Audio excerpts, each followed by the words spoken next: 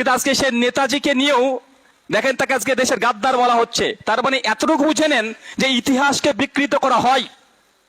মহাত্মা গান্ধীকে দেখবেন অনেকে আছে বলে দেশের শত্রু মহাত্মা গান্ধী, আর নাথুরাম গডসে যে মহাত্মা গান্ধীকে হত্যা করেছে তাকে মহান নায়ক হিসেবে দেখা হয়।